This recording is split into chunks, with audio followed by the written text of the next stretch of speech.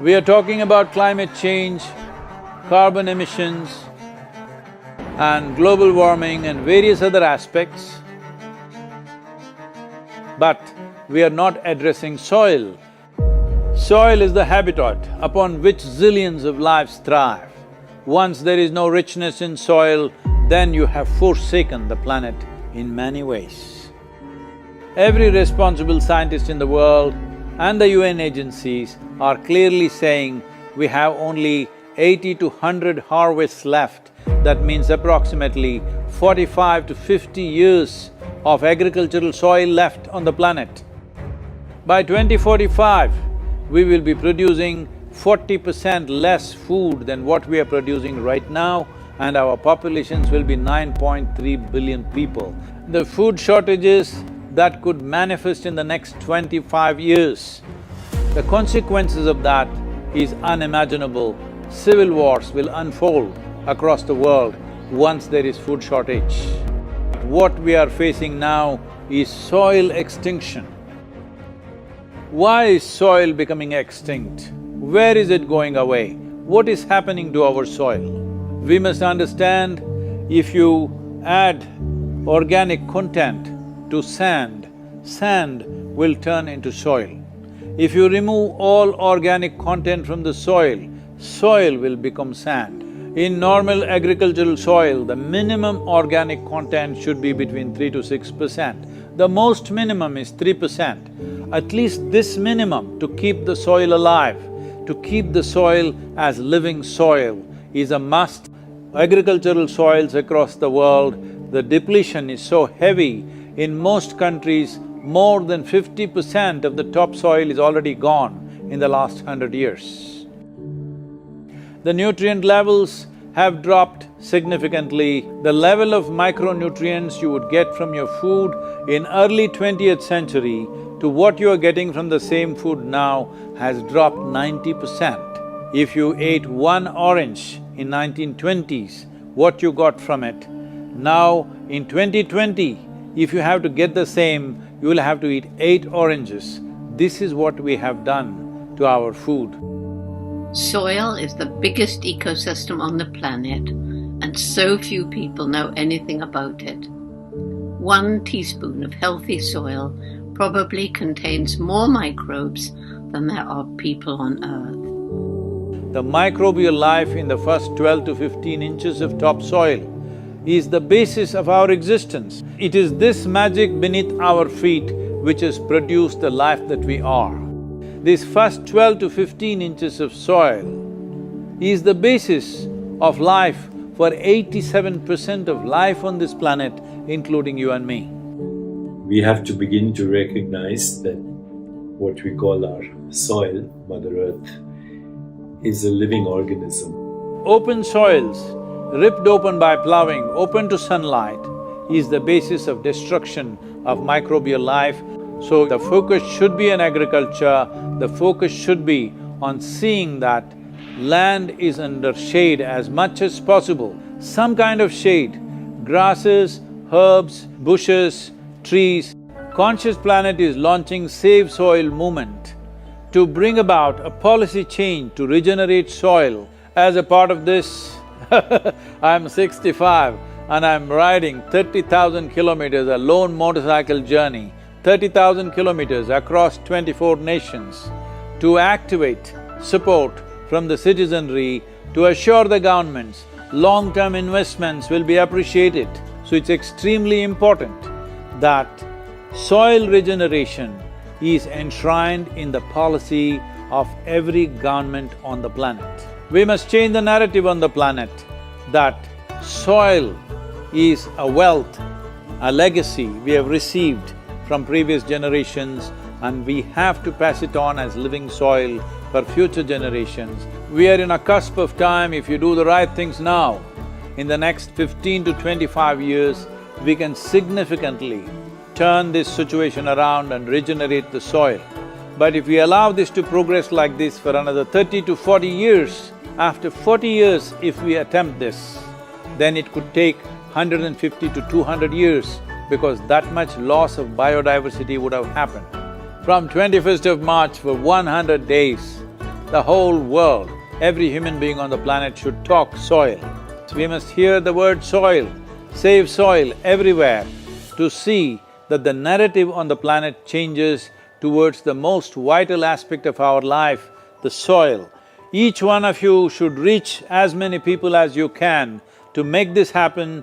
Many global leaders and influencers are already participating in the movement. Be a part of this and let us make it happen. From my part, as much as I can contribute.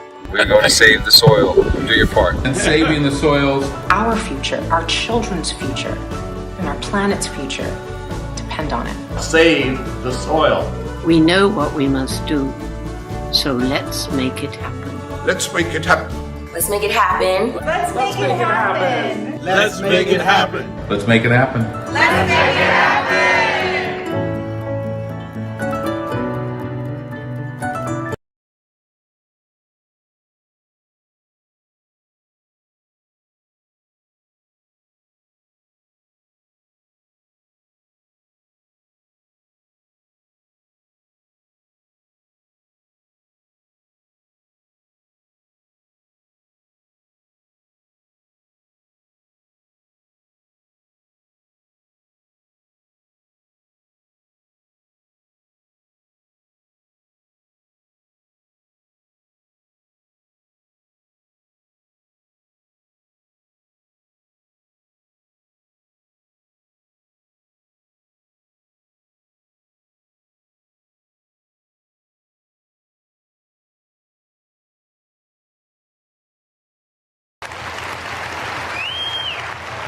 I think if we all contribute, then we have a really strong voice.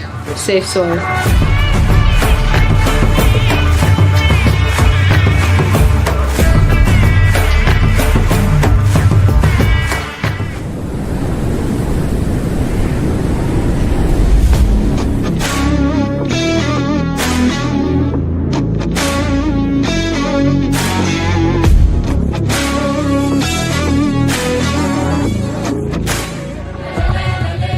Event is about to start. There is a lot of crowd still waiting for us to get inside. There has been so much excitement and everybody is so excited to hear Sadhguru talk about save soil.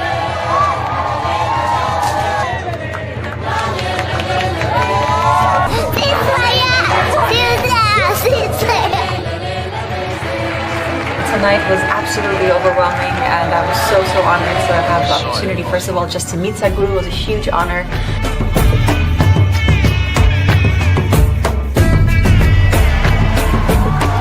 Sadhguru is very charismatic and he says it as it is. I want all graffiti artists, to whatever walls that you have, make sure that you use this. This is our time. This is our time on the planet. What we do here is our business. Let's do the right things and save soil and let's make it happen.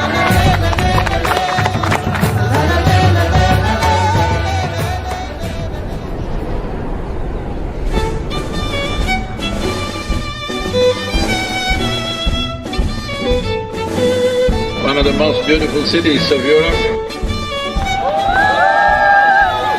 It is time that we in 21st century show that we are a mature citizens of this planet, that we want long-term well-being for ourselves and future generations.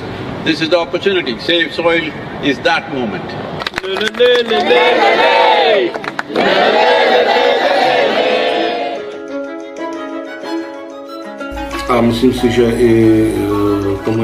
And I'm convinced that both our Minister of Agriculture as well as the entire ministry fully supports that trend or that direction. He is offering me much more than I came to ask him for. It's our common issue together. It's not for one nation, for one person, but we as people have to unite and to solve this.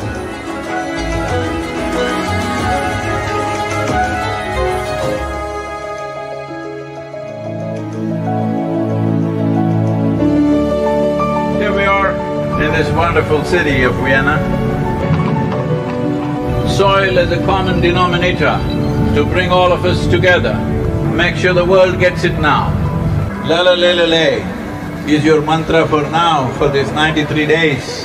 And above all, don't pick a fight with anybody, it doesn't matter what they're doing, because we need every one of them.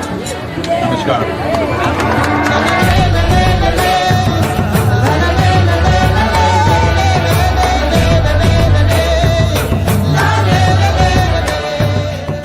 Yes, I know war is an important thing, but it's such an important thing that we can do without in our lives. At least from here on, cutting-edge technology should not go into military weaponry. This you must pitch for.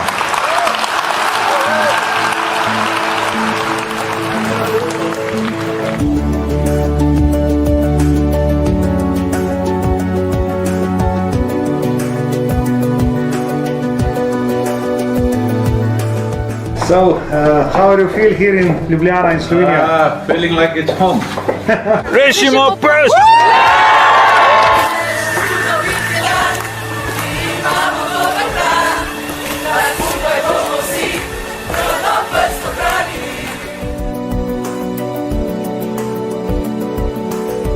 All of us have been part of this destruction. The only way is all of us become part of the solution also. So let's make it happen.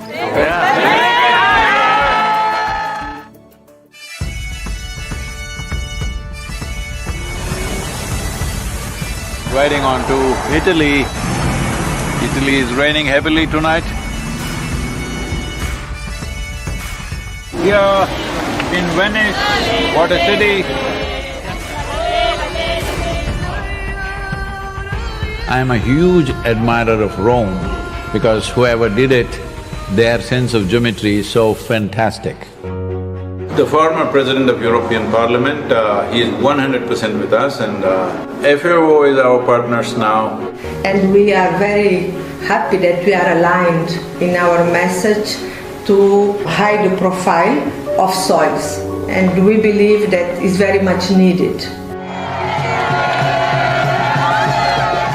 This great city, which is known as the Eternal City, we must understand over 2000 years ago, this Eternal City made the mistake of overfarming the region, and the erosions that caused did tremendous damage, and that was also the fall of the city at that time. So, the Romans of today should never make that mistake once again.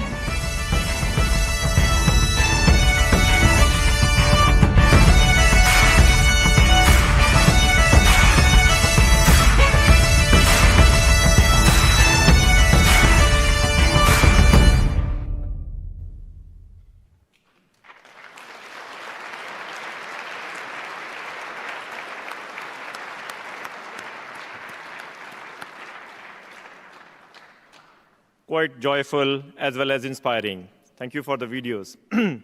It's now my pleasure to invite Ambassador Indramani Pandey, Permanent Representative of India, to the United Nations and other international organizations in Geneva to deliver welcome remarks. Over to you, sir. Thank you.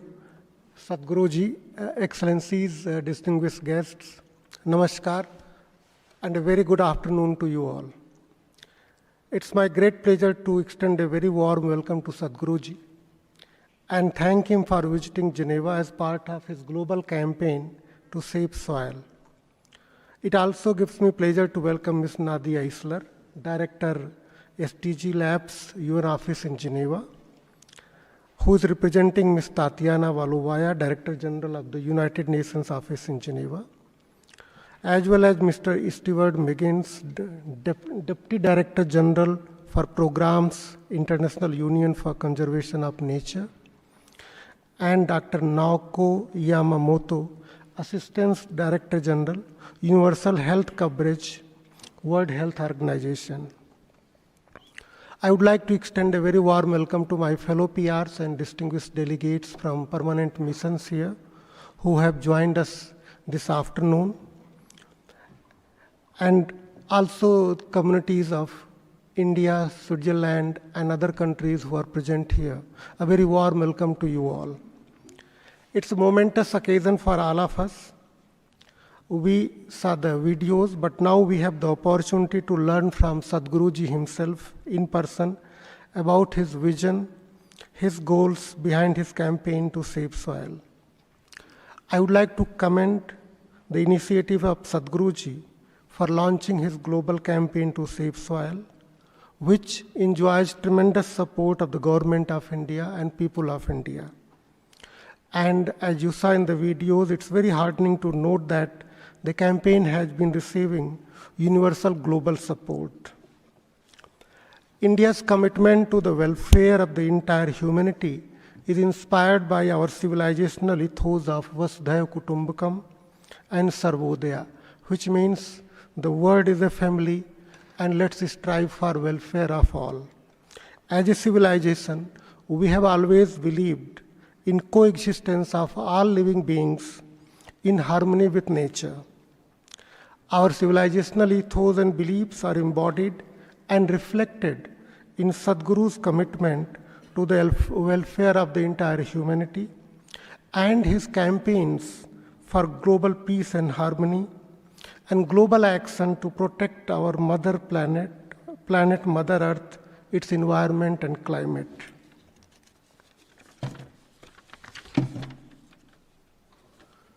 Sadhguru can be translated in English as the true Guru, the one who shows you the true path. Sadhguruji has not only been dedicated to the welfare of entire humanity, he has also understood the fact that we cannot achieve our goals unless we are able to inspire the people to identify with our goals and support them. The father of our nation, Mahatma Gandhi, had understood this paradigm and was successful in turning our freedom movement into a popular struggle for freedom. Our Prime Minister has also understood this paradigm, and that is why the government has endeavored to turn various developmental missions of India into popular mass movements in order to associate people of India with those missions to achieve successful outcomes, as exemplified in the success of our Clean India mission and Water is Life mission. There has been emphasis on global action to prevent climate change, we all know that, and the need to provide people a clean, healthy, and sustainable environment. The issue of water has also been given the due global attention, as we saw in the recent water summit convened. However, as pointed out by Sadhguruji himself, there has been no comparable global focus on the health of soil, which anchors our life on planet Earth.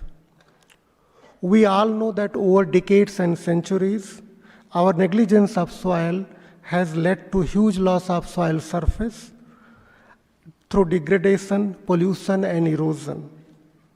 The ability of Mother Earth to support life of all living beings, including plants, is directly dependent on the health of soil, which provides sustenance to all living beings. The importance of the campaign of Sadhguruji to save soil can be best understood in the context of the dire need to preserve and rejuvenate soil for sustaining our life on planet Earth. I am quite confident that the campaign launched by Sadhguruji will succeed in drawing the attention of the governments and the people worldwide to the need to save soil and encourage them to take requisite steps to accomplish this goal. I am hopeful that endeavor of Sadhguruji to undertake a motorbike journey of nearly 30,000 kilometers, touching about 27 countries, covering the continent of Europe and the Middle East, will inspire people globally to join his campaign to save soil. I would like to appeal to all the people who are present in this room to become part of this campaign and join his hands and our hands to achieve the goal that we have set for ourselves. On behalf of the Government of India, I would like to just mention that in spite of the pressure of population, in spite of the pressure of agriculture that we have been actually able to increase our forest cover a modest increase of 3%. But that's a beginning, and we are committed to continue to increase our forest cover so that we in India can prevent soil degradation and save soil. Sadhguruji, that's our assurance and part of the government of India. Thank you again for undertaking this journey. Thank you for launching this movement to create this global awareness. And we are very keen to learn more from you on what we can do individually and collectively to join your hands in achieving this goal. Thank you.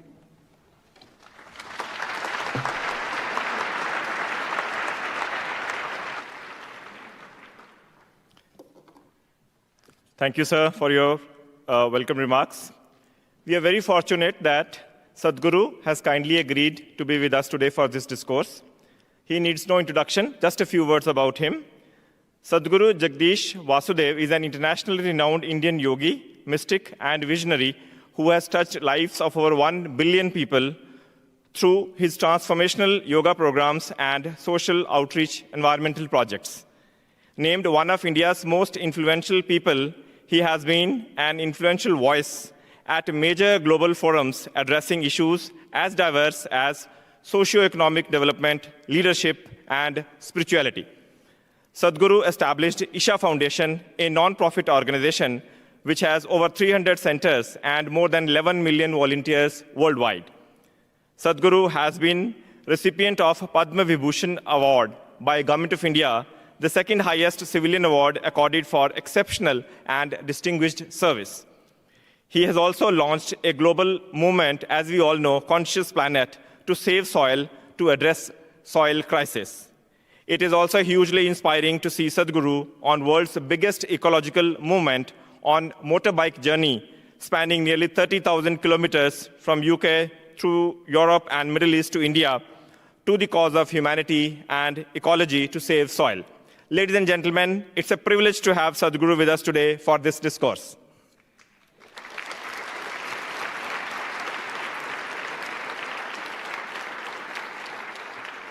I would also like to share with you that after the discourse, there will be a question and answer session, which Sadhguru will be answering. So if you have any questions, you can keep it in mind and raise hands when the time for question and answer arrives. Without taking any further time, I will now pass on the floor to the dignitaries on the dais and would request Ms. Nadia Isler, Director of the SDG Lab, who is representing the Director General of the United Nations Office at Geneva, to begin the discourse with her thoughts, followed by other speakers. And I will also request DDG IUCN to moderate the discourse. Over to you, Ms. Nadia. Thank you. Thank you very much. Ambassador Pandey, Sadhguru, Excellencies, ladies and gentlemen, and dear children. It's my pleasure to send the greetings from the Director General of the United Nations Office here in Geneva, Ms. Tatiana Valovaya, to all the participants to today's event. The Director General could unfortunately not attend due to her absence of Geneva, but she has asked me to send you the following message, and I quote, "I would like to sincerely thank Ambassador Pandey and the Permanent Mission of India, together with their partners, for organizing this event in the context of the 75th anniversary of India's independence to discuss our global, planetary, and human well-being. Last December, the UN Secretary General, Mr. Antonio Guterres, delivered a landmark address on the state of the planet, setting the stage for dramatically scaled-up ambition on climate action over the coming period. He warned that making peace with nature is the defining task of the 21st century. The 6 years since the Paris Climate Agreement have been the 6 hottest years on record. Climate change is real, and it aggravates many of today's crises. Floods and droughts, storms and wildfires, extreme temperatures, and other climate shocks forced 30 million people to flee their homes in 2020. This number could rise to 1 billion by 2050. Small island nations and least developed countries are particularly vulnerable. For many years, we have been polluting the land, air, and sea and damaging the most precious element we have, nature. Our one planet is being destroyed, and human behavior has been the main factor that has brought us to this point. It is our responsibility as occupants of this shared planet to promote a more conscious attitude towards the earth and the environment, including by raising global awareness and mobilizing local communities. The Save Soil movement was created with the objective of mobilization towards this goal, and we have the honor to welcome its leader, Sadhguru, here with us today. Thank you so much for being with us. The global movement led by him addresses the soil crisis by mobilizing people around the entire world, advocating for soil health, and supporting national and local leaders in the implementation of concrete policies and actions to address climate challenges. We now live more than ever in an interconnected and fast-changing environment. The challenges we face are deeply intertwined and require mobilizations at many different levels. The COVID-19 pandemic, for one, is a tragic reminder of how deeply interdependent we all are. Community engagement is key to putting ecological challenges squarely into policies and actions at all levels. Ladies and gentlemen, the implementation of the 2030 Agenda for Sustainable Development, or the SDGs, is everyone's responsibility. Today, let us all get inspired by the work of Sadhguru and his supporters and all of you, and redouble our efforts on climate action and the Sustainable Development Goals to build a better and healthier world for us and our planet. Thank you very much. And this was the end of the Director General's message. Thank you.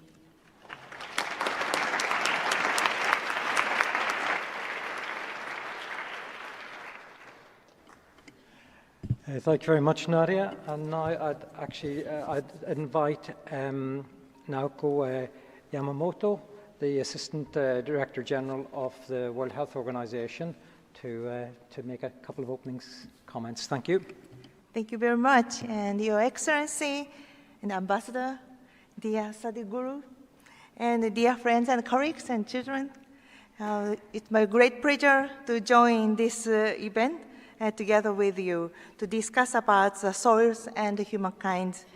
And I'm also looking forward to listen to Sadhguru's vision of a conscious planet. So soils plays an important role in human health. However, as the Ambassador has already said, that video said that this role has often been misunderstood or underappreciated. So for a long time, I'm working in the public health, but in the public health, we have been addressing soil mostly in the context of the potential threat of human and health. We have often thought about unhealthy or contaminated soil that can expose human toxins and pathogens, or about crops in nutrient-deficient soil. So we are not seeing the whole picture in a more holistic manner. But now we have a growing body of evidence showing that healthy soil plays a fundamental role in safeguarding human health, food security, and nutrition. So we know that healthy soil favors food crops higher in nutritional value. This contributes to promoting a healthy diet, which helps to prevent many risk factors of non-communicable diseases and provide more prevention and protection against infections. Healthy soils also promote healthier environment for human beings. For instance, healthy soils are essential to carbon capture and water availability. They are also important for traditional medicine in order to ensure adequate supply from healthy soil. Since healthy soil fosters diverse environment for improved biodiversity and ecosystem functioning, they also promote opportunity for income gradation and generation and our eco-social system and activities. We need healthy soil for healthy forests, rivers, and oceans, and healthy human beings. However, we have not always used and protected soils as we should have. For WHO, it's clear that health for the soil is part of the larger ecosystem This is what WHO and other UN agencies call One Health. One Health is an integrated, unified approach that aims to sustainability and balanced, optimized health of people, animal, and environment. They are closely linked and interdependent. So One Health cross across the boundaries of animal, human, and environmental health, and it looks for the holistic way to understand the health and how diseases emerge and spread, including COVID-19. So protecting and promoting a health source is an important contribution to One Health approach. So we know agriculture contributes about 25% of global greenhouse gas emission, and we know that land use change is the single biggest environment driver to new disease outbreak. We also know that overuse of pesticide or synthetic fertilizers has major consequences of the biodiversity. Soil degradation contributes to climate change, and climate change also reinforces land degradation through more frequent, severe, and prolonged heat events, forest fires, and erosion. So as a global community, we need to work together to address One Health approach. Therefore, OIE, FAO, UNEP, and WHO for UN agency are now finalizing the One Health joint plan of action, which includes the integration of environment to One Health and address the food translation of the food systems.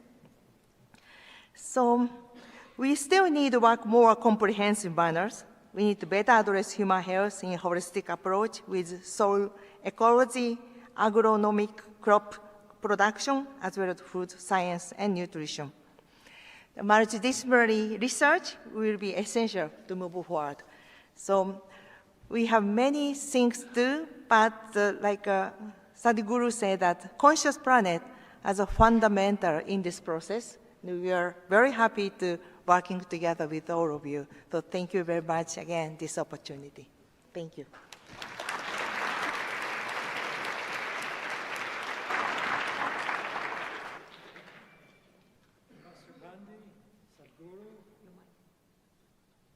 Oh, sorry, thank you.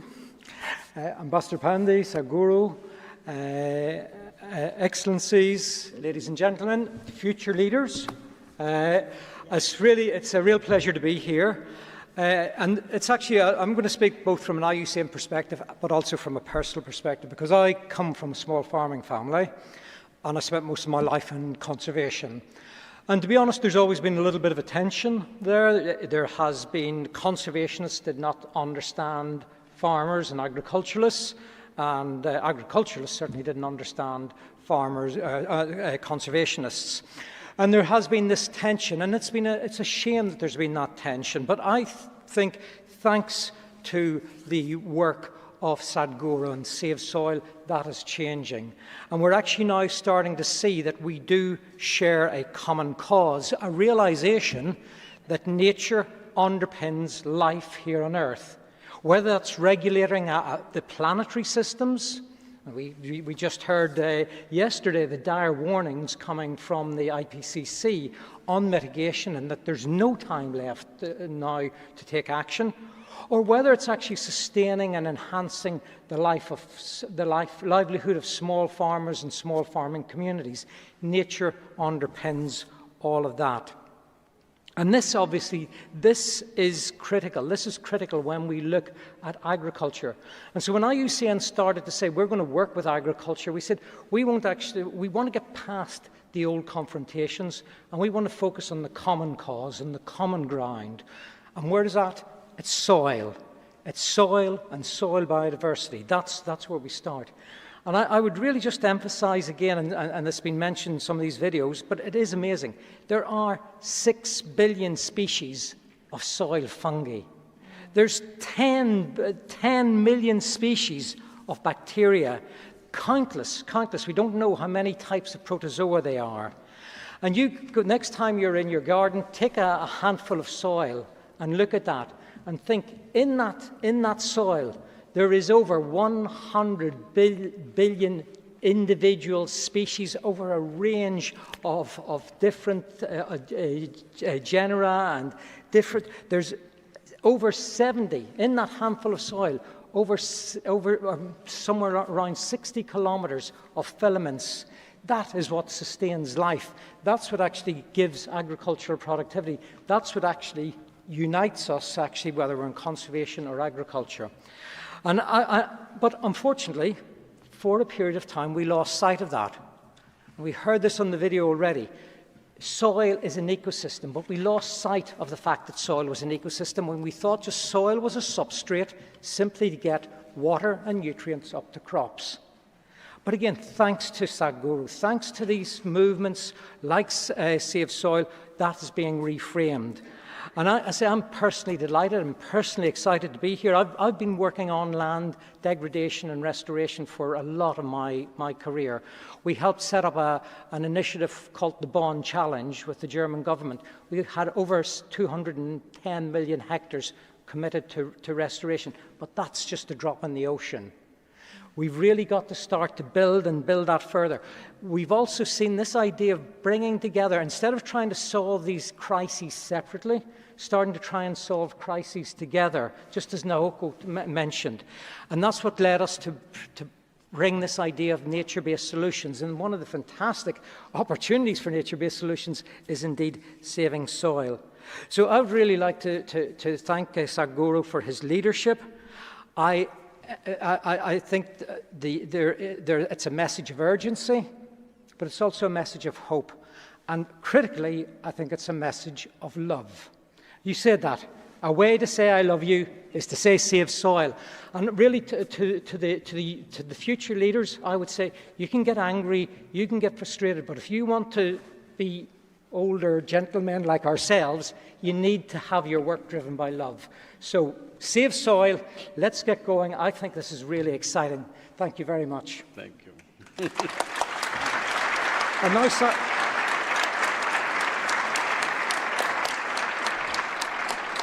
Sadhguru, the main events, we'd really like to hear from you and hear some of your reflections. Namaskaram and good afternoon to all of you. Well, it's fantastic to see the commitment of the SGD Labs and… I'm sorry, SDG, correct. Yeah. And of course, our ambassador here at the UN and Madam, yes. And IUCN coming out so passionately, it's fantastic. Only thing I don't like about him is he's calling me old. I called us old, you and me.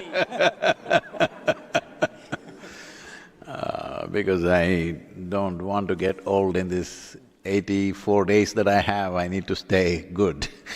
30,000 kilometers at this stage of life is not a joyride. So, anyway, it's wonderful that everybody is beginning to see this in this direction. I've been talking about this for the last 30 years. Everybody says it's fantastic, and it dies right there. So I don't want you people to again say, Sadhguru, fantastic, I'll go home and sleep on it. That's not what is needed. We need to understand, as a generation of people, we are that generation of people who are in a cusp of time right now, that if we do the right things now, we could be that generation which turn back from the brink of a disaster. Or we could be that generation which slept through and fell over and grieve over the disaster. Why I'm saying this is, well, we're in Europe and World War I happened. We grieved over that, oh, we shouldn't have done this, never again another war will happen. Before we could forget it, when the same generation was still alive, number 2 happened. Then we thought, this is it, after this we're never going to fight again. And we made League of Nations and United Nations. We said, we'll never fight again. How many wars since then? Then the year 2000 came, the young people stood up and said, we are millennials. I don't know whatever it means, I'm in both the millenniums. It's a fortune, half in this millennium, half in the next. Whatever it means, they said we are a knowledge-based generation, we are technology-based generation. There will be no such wars. That is the fools of 20th century. 21st century, how many wars? How many nations destroyed? Once again, you have things in the neighborhood going. So I'm saying there are a whole lot of people who will allow disasters to happen, who walk into disasters and then grieve over it. With this soil issue, I would like to be that generation who turned back from the brink of disaster doing the right things. What is the right thing to do? Well, there are any number of scientists who put their life into soil sciences, but they were never heard for whatever reasons. They've spoken here and there, but really, in the policy making of the world, their words have not been taken, unfortunately.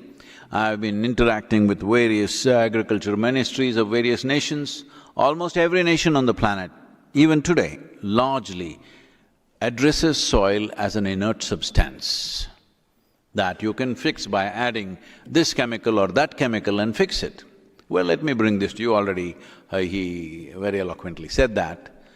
Soil is the largest living system not on the planet. In the known universe, there isn't anything like that.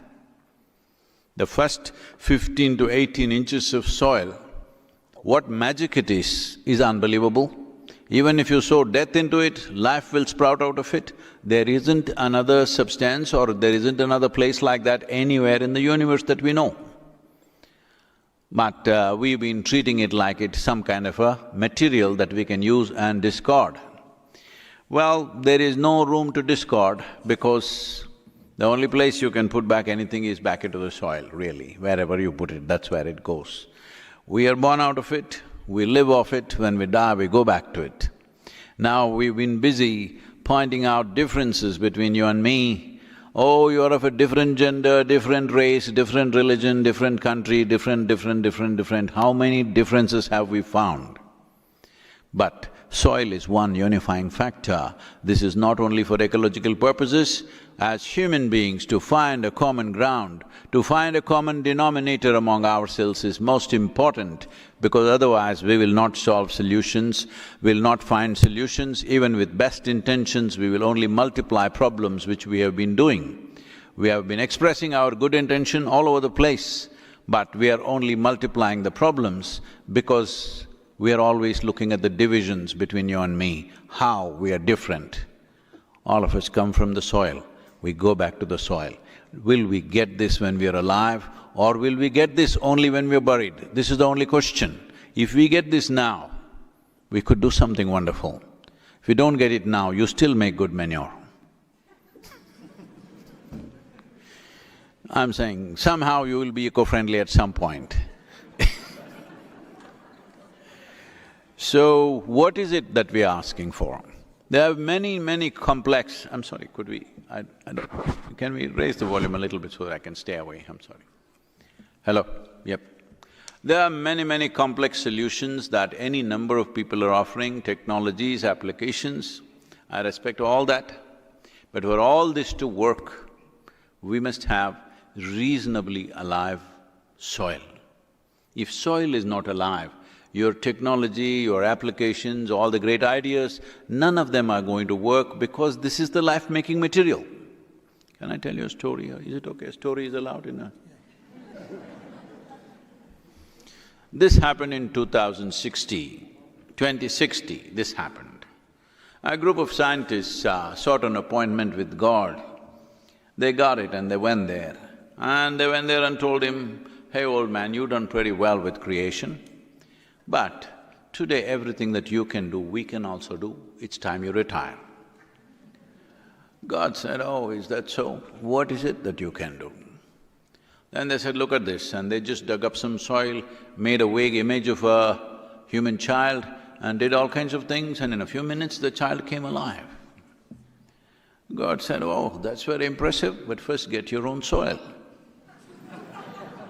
So everything that you have seen as anything living, whether it's a worm or an insect or a bird or an animal or a tree or a man or a woman, anything that you have seen as life has come from the soil. It is because of that material we are able to manufacture life. The cycle of life is on because of that one thing. otherwise it wouldn't happen. Well, there are many complex solutions for everything, but the simplest thing we need to understand is the microbial life as he was describing. I'm sorry, what's that name? Stuart, I'm sorry. I'm traveling so much, on the motorcycle, my brain is flying away a little bit. So you lose some of it, the winds. So, as Stuart was eloquently saying about how many trillion, nobody knows how many trillion, we know it is in numbers that we cannot count. It's beyond our computing systems. That is how complex it is. So this complex material, how does it live? How does it thrive? There only one thing is they need food, like us, because that's how life on this planet is made. There is no life on this planet which can just be by itself without consuming something. This is the nature of life on this planet. They also need food like you and me. Their food is this organic content in the soil. They need carbon sugars to survive. And they will do multiple activities. It is the most complex partnership system anywhere in the universe. It is the most sophisticated marketplace on the planet because it is so very complex, what little we know. Today, scientists are openly admitting that they probably know approximately 1% of what's happening there. 1% of the species is what they know. Knowing 1%, you cannot decide how to run this, right? Hello? Knowing 1% of your life, can you run your life? Knowing 1% of your job, can you do your job? Hello? We know 1%, and that is mind-boggling, that 1%. That's how complex it is.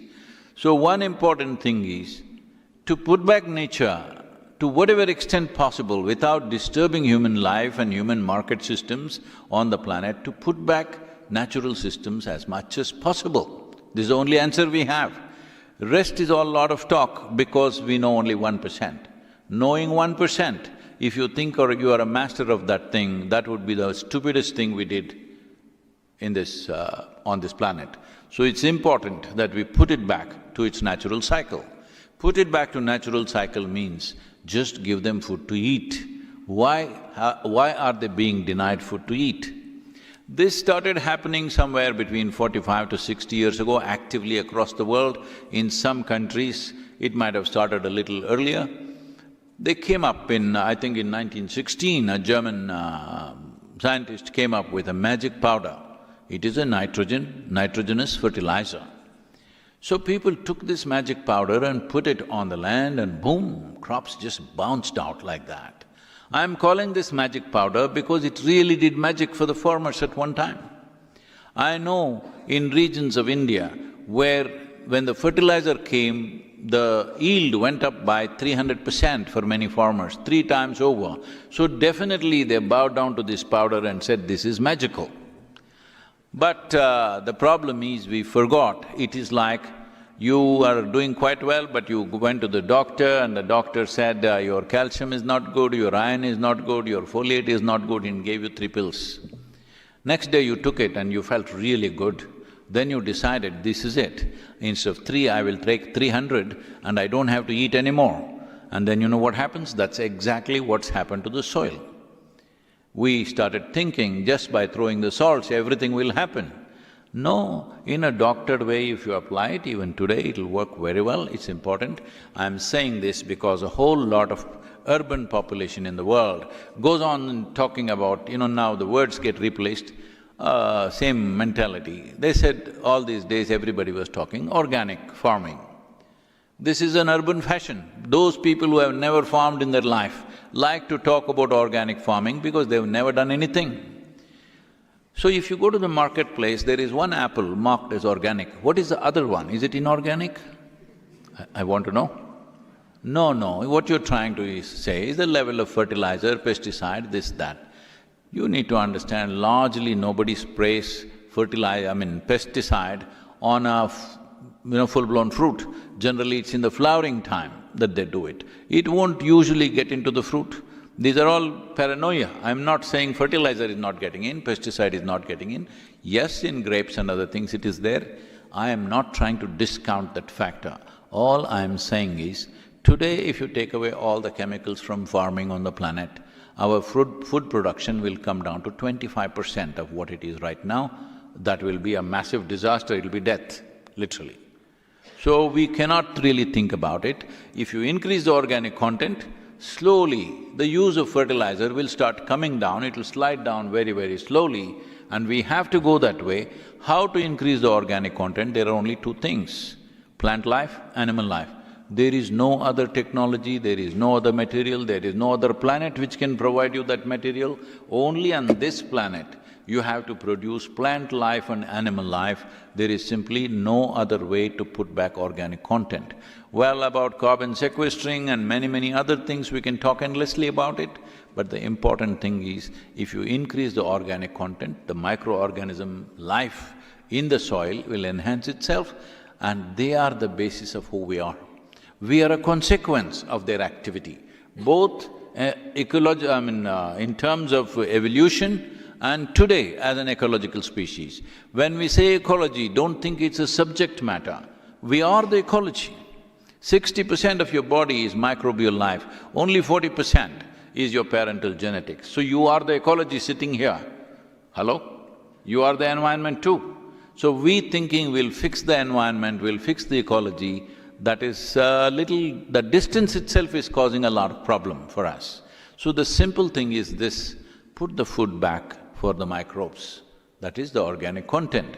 To put this back, you need either plant material or animal waste. There is simply no other way. So this needs to happen. For this, you need a policy incentive. Otherwise, farmers will not go back to it. 50 years ago, every farmer knew this and they were doing this. Today, we've just lost this. For about a generation or maybe 2 generations have lost this, and now we've forgotten. We have to have plant life and animal life on the farm, otherwise you can't put back the organic content, but that needs an incentive. So, right now instead of branding things as organic, in future we need to look at this. Right now in, let's say in Northern Europe, an average organic content in the soil is 1.48. In Southern Europe, it's about 1.2. In United States, it's around 1.4 to 1.5. In India, large percentages have only 0.68%. And in Africa, it is 0.3%, which is desertification, serious desertification. So, being here, if a national government announces this, if you increase your organic content in your farm, which is very easy to test, unlike testing a product. Testing a fruit or a vegetable is very complex, it takes a lab. This can be just done on the farm by the farmer, that you can test the organic content of the soil. Let's say if you get it to 3%, what is the incentive you will get? Governments have to fix this. Once the government fix this, and let us say you go to the marketplace, now somebody has marked this apple as this comes from a land which has 3% organic content, there is enough science to tell you, if it has 3% organic content, what are the micronutrients which will be present in the apple that you eat or the fruit or vegetable that you eat, and what are the health benefits that you have. For all this, there's enough science. We just have to collate these things and put it together. Then market will give its own incentive for that farmer as it goes. Now you go there and somebody says, this is 3%, this is 6%. You want to buy the 6%, obviously it'll cost more, but instead of eating 8 oranges, you can eat 1. That's the difference it will make. So, this is something that needs to happen now, not tomorrow, because if you start the policy making now, for it to fulfill in terms of action across the world, it will take anywhere between 8 to 12 or maybe 12 to 20 years' time before it happens across the globe. But if we don't make the policies now, right now according to UNFAO, the loss of biodiversity on the planet is on the scale of 27,000 species per year. Species, you heard it right, 27,000 species are being lost, are going extinct every year. At this rate, in about 30 to 35 years, we will reach a point where if we want to revive or regenerate the soil, it will take 150 to 200 years, which will be an absolute disaster. So this is why the urgency, as I said, this is our time on this planet. As a generation, are we a responsible generation or will we sleep through? This is the choice that we have. Is sleep a crime? Hello? No. But if you sleep through your life, you will become a disaster. And you will see a crime is better than a disaster. Yes, it is. Let's not become the disaster, that's the effort. Why this movement is to move the people. Why the people have to be moved? See, we are democratically elected nations, all right? Largely administrations are democratically elected. You give them a term of 4 to 5 years. A government is elected not to do something fantastic. A government is elected to fulfill the people's mandate. What is the people's mandate? Tell me one nation on the planet where 60% of the people have stood up and said, we are ready for long-term policy making. We are ready for doing something that is for the well-being of our children also and their children also. We are willing to invest and work towards that. Which nation, anywhere citizens have stood up and said? People have not spoken. So what will the government do? Government will only try to fulfill the mandate of the people in a matter of 4 to 5 years that they have. So this is very important. Unless people speak, there are 5.26 billion people who have franchise in the world. If 3 to 4 billion people speak, in these 100 days, we want 3 to 4 billion people to speak. You don't have to support me, you do your own soil thing. Say something soil every day. On the social media, on the street, wherever you want, on your car, on your face, say soil, something about soil, really. I'm telling you this, not a joke. If we don't do enough right now, we will be a seriously regretful generation in 20 years' time. Let's not get there. Thank you.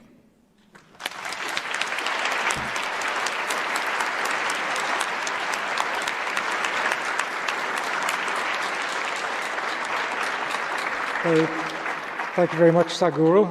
That was, I'm sure, like me, you found that really inspiring.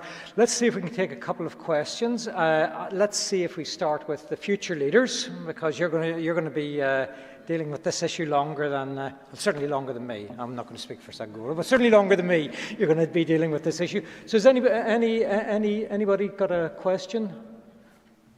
Yeah. Yeah. I'm a tourism student from some sustainability management school. How do you think the tourism industry can play its role in saving soil? It's me. Yeah. We need to put legs on tourism. Oh, I'm sorry, the microphone is down there, please sit down, it's okay. Yeah, thank you. Sorry. Okay, I'm Lalit. I'm from Sustainability Management School with a tourism background. Like, how do you think the tourism industry can play its role in saving soil? See, yesterday as a part of Switzerland's tourism department, they organized because they have been our partners now in this effort, they took us to a place which is a heritage site kind of thing, but actually these are terraced agriculture, where it is also a UNESCO heritage region and to be kept that way. And this is a massive tourism attraction. We went there to talk about soil with the farmer who's having a vineyard which started in 1393, if I'm getting the date right, I think, yes, 1392 or 1393, that's over 700 years. So a 700-year-old farm or 730-year-old farm, whatever it is, today we are visiting it for its soil condition, but it is also a big tourism draw. It's very important that preservation is not just what human beings have built. What is naturally there also needs to be preserved. That also can become a tourist attraction. Well, there are many natural wonders in the world, we're going to it, but we're always looking at something that is standing up, because this is human idea of doing something, something must stand up, something that lies there. We need to change our perspective about this. Something that lies there is the basis of all that stands up, including you. I'm sorry I asked you to stand up. So, we can create tourism out of this. Right now, India is making efforts to bring back what is called as, village tourism, to bring back cultural tourism and agriculture as a part of it, where tourists are coming from different parts of the world to come and work in the fields of India. Not on a large scale, it's happening very small scale right now, but it could be enlarged, that especially for the youth who think food comes from the Volt app. What is your food app in Switzerland? I'm saying Volt because in Germany it was Volt. What is your food app? In India we have Swiggy, Piggy, so many things. What is yours? Huh? Uber Eats. So people think, young people are beginning to think food comes from Uber, all right? That's a very Uber idea.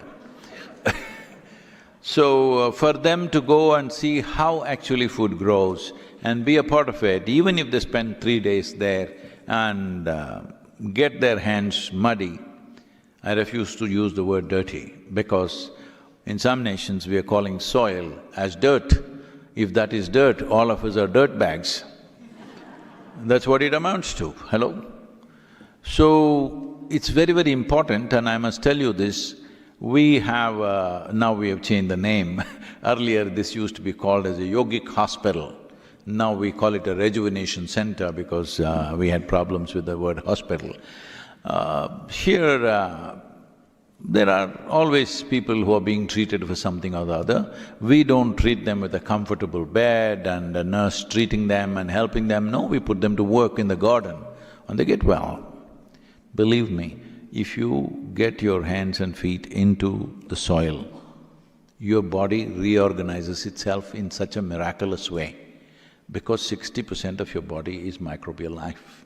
It needs that connect badly. So, we can make health tourism and agricultural tourism, above all, people to have that experience of growing something. If you're willing to take a 70-day vacation, you can grow your own crop along with the local farmer. Well, if you do it yourself, it'll be a disaster. At least he can make you feel you did it. That's a good tourism idea.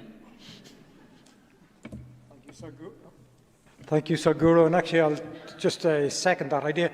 I think it's grow something. Even if you live in a little grow something, I think actually to just make that connection and see it grow. When I get back from this today, I'll get out into my vegetable garden. I'll grow my own vegetables. It's super inspiring. So I'd encourage all of you to do so. Another question? Okay. Let us see, for sake of gender balance, let's see if we've got… Yes. Okay. Hello, my name is Tomi Pajarinen. I'm originally from Finland. The microphone stand is a little bit short, so I'm sitting here, but I'm still a live person here. So, thank you, Sadhguru, for your very powerful videos and all the other panelists for their comments. So when I go to the supermarket and buy tomatoes, or tomatoes as they may be pronounced, they may indicate on the packaging that the tomato may be from Spain or Italy, but there's never any mention about the quality of the soil. Has there been any discussions to address this food labeling question in this regard, please? Not at all, because soil has not been in focus at all. I think on the video you saw Lord Bilimoria speaking. He was at one of our events in London, and he said, Sadhguru, I was at the COP26 for a week and a half. It was 2-week event, but he was there for a week and a half, and he said he addressed over 30 meetings or gatherings that are there. But he said, I never heard the word soil the 10 days that I was there. I also spoke to a few other environment ministers from different nations, and they also said similar things. We never heard the word soil. So the soil word is a dirty word that people have been avoiding. So this is one reason to change the narrative on the planet. This movement's fundamental focus is that, to change the narrative, because without changing the narrative in a democratic society, nothing moves. So all of you who are here, right now I asked for 1 million Earth buddies. I think we have about 400,000 plus, I think, right now, if I'm correct, somewhere around that. And an Earth buddy means you dedicate to spend at least 10 to 15 minutes a day to enhance the soil message in the world somehow. Use the Twitter, use the Facebook, use the Instagram or whatever gram, all right? Somehow enhance the message, because I want you to appreciate this. This is the first generation ever in the history of humanity who has the ability to sit where you're sitting and talk to the world. Never before such a thing was possible. Many great beings have come, but when they spoke, hardly 10 people could hear them. This is the first time that just about anybody can speak. That… what do you have, a smartphone or a dumb phone? What do you have? I'm just checking. You have a smartphone? So if you have a smartphone, you should not waste this phone just to send silly messages. That you can do a little bit, all right? I'm not against anything. You can do a little bit of that, but the important thing is, this is a powerhouse. If you use it right, you can change the world with that instrument in your hand or in your pocket right now. Hello? Hello? Because in a democratic nation, there are two things in your hands which are most powerful. One is your vote, that's your business, I will not talk about it. Another is your voice. I'm saying, where is your voice? What have you spoken about that is of great concern to you and to the world? What have you spoken? Please look at this. It's time to speak. If you don't speak now, it'll be wasted. About soil as a important aspect of whether it's a tomato or an apple or whatever it is, it has to come in the world. In what kind of soil has it been grown, rather than telling me this is organic or inorganic.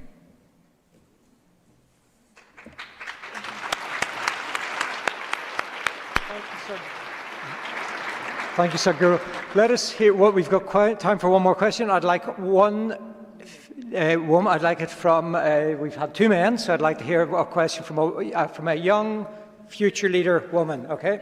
Over here, so, okay, please go ahead. Well, ladies, don't ask me very difficult questions, okay?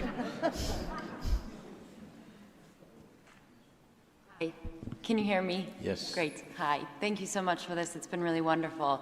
My question is on… I would love to get your thoughts on the feasibility and the potential of a potential carbon-based financing mechanism or type of currency in order to be a policy in order to really inspire carbon sequestration, not only in our soils, but in our forests, and to really bring the power back to the folks on the ground. Do you see that happening in the future? If you are asking for a prediction, will it happen or not? I am somebody who does not like predictions, because predictions are made based on cold facts of the day, not taking into consideration what is beating in your heart right now. What happens tomorrow depends on what is beating in your heart today, isn't it? Not because of some cold facts out there. So, I don't have a prediction to make, but I have a plan. Are you a part of it? That's all I'm asking. We need a plan and the will to execute that plan. That's what is needed. Do we have the necessary commitment? Are we focused enough to see that we don't walk into disasters and then cry about it? We are capable of mitigating disasters before they happen. But if you mitigate a disaster, you don't get any award for that, you won't get any recognition for that. Suppose a bomb explodes, if you go and help the people who are injured, you will get something. If you made sure the bomb did not explode, nobody will know you did it, all right? So, it's all right. It is this life, there is no recognition. How we live, what we do and what we create is what matters. Whether somebody claps their hands or not, that doesn't matter. Whether somebody appreciates it or not, it doesn't matter. The important thing is, what do we stand for, what have we created, how are we as human beings? When I say human beings, we must understand that all other creatures, the percentages I'm just throwing, okay, don't take that seriously. Most creatures are made like this. 90% of their life is fixed by nature. Only 10% latitude for their individual personalities to develop. With the human being, as human beings, we come largely unformed. Only 10% is fixed by nature, 90% is in your hands. This is what human beings are suffering, this freedom. This freedom to be the kind of person or being that you wish to be, that is what they're suffering. So people are not suffering their bondage, they're suffering their freedom. Daily struggle is just this, how to be. So, how to be in this world at a time like this? This is our choice.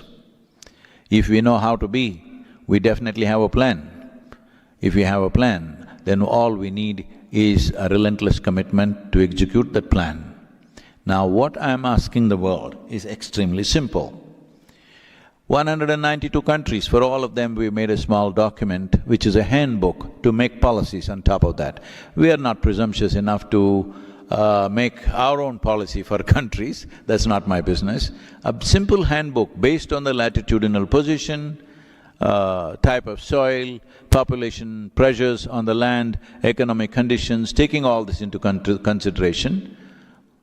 What should be the direction of the policy in that given nation? We've made 192 books like this, it's taken us over 2 years of work to do this. And some of the top scientists have participated in this. Now we are reaching this to every nation, but for them to take it seriously, we need 60% of the population to move, to say something about soil in a concerted way in a limited amount of time. If you say it over 20 years, it'll be lost. It must be said in this 100 days. Because you're wonderful people of Switzerland, I'm giving you 16% discount, because 16 days are already gone, 84 days you have. 84 days, make as much noise about soil as you can. Let the world reverberate with the word soil, because soil is not about me, soil is the basis of our life. Soil is the basis of every life that we see around us. So right now the important thing is to move people.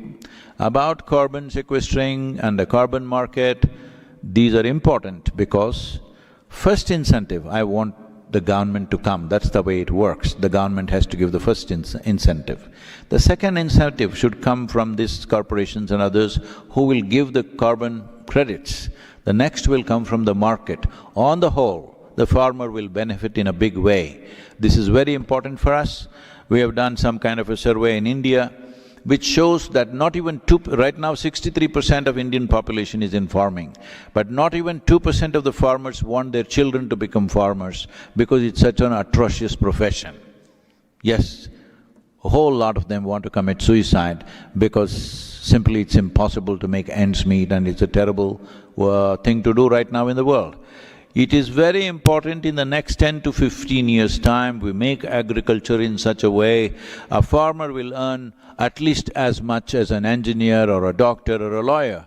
This needs to happen, otherwise nobody will have the skill of this magic, performing this magic that we call as agriculture, because this is the magic of transforming mud into food, it's not a small thing.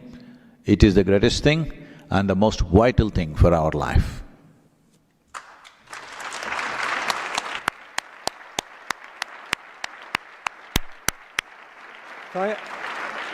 Thank you very much. I see several hands, but unfortunately we have run out of time. I think we could have done with a couple more hours at least. I would really like to thank all of you, and again, apologies for those who couldn't ask questions. But I think we've had some really fantastic insight already. Sadhguru, I'm going to give you the final word if you just want to sort of give us that last, your last wrap-up thought or word of inspiration, and then I'm going to hand across to Mr. Babat, and he's going to take us through to the end of this, this fantastic session. Thank you very much, everyone. My gratitude to all of you who are here representing different aspects, and Ambassador, yourself, you're those vegetables, you did the wrong thing, I may come for dinner. You're growing your own vegetables, that sounds attractive. Ma'am, thank you very much. And every one of you who is here, see, this is our time on the planet.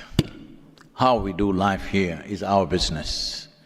Will we do life in a responsible way or in a frivolous and irresponsible way? This is the choice that we have. And right now, according to UNFAO, the food that we're eating today doesn't belong to us, does not even belong to the young children that you see here. It belongs to the unborn child. We are eating up the food that belongs to the unborn child. That is how we are over-consuming right now. In my emotion, if I eat up the food of an unborn child, I feel this is a crime against humanity. We need to absolve ourselves of this. Thank you.